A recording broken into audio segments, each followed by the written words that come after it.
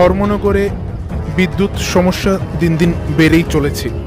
প্রতিনিয়ত বিদ্যুতের সমস্যায় ভুগছে ধর্মনগরের বিভিন্ন এলাকার জনগণ।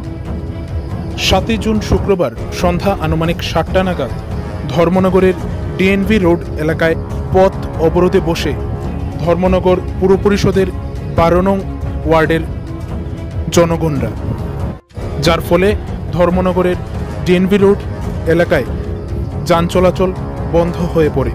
তাদের দাবি, দীর্ঘদিন ধরেই তারা বিদ্যুৎ সমস্যায় ভুগছেন। বিদ্যুৎ বিভাগে ফোন করা হলেও কোনো রকম সদুত্তর ওনারা পাচ্ছেন না। ধর্মনগর বিদ্যুৎ অফিসে গেলে সেখানকার কর্মীরা ওনাদের বলছেন যে বিদ্যুতের হেল্পলাইন যে নাম্বার রয়েছে 1912 অর্থাৎ আগরতলাতে ফোন করার জন্য, কিন্তু আগরতলাতে ফোন করলে সেখান থেকেও কোনো সদুত্তর জনগণরা পাচ্ছেন না।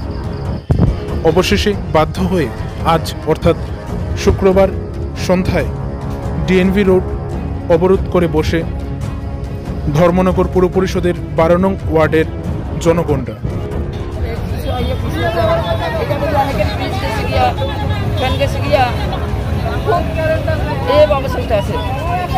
এখানে ধর্মনগর ফোন করলে খবর হচ্ছে আগরতলা ফোন করবো, আগরতলা থেকে বাসে কথা দিয়ে ধর্মনগর করবার লেগে ধর্মনগর আজকে 4টার সময় আমি করছি, তখন তারা বলে যে ইয়ে করেন, এই ঘন্টানিক একটু অপেক্ষা করেন, লাইন ঠিক করে ঘন্টানিক অপেক্ষা করি কখন আমরা পাই।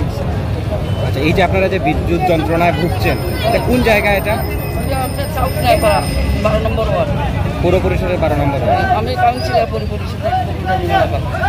কয়দিন যাবত এরকম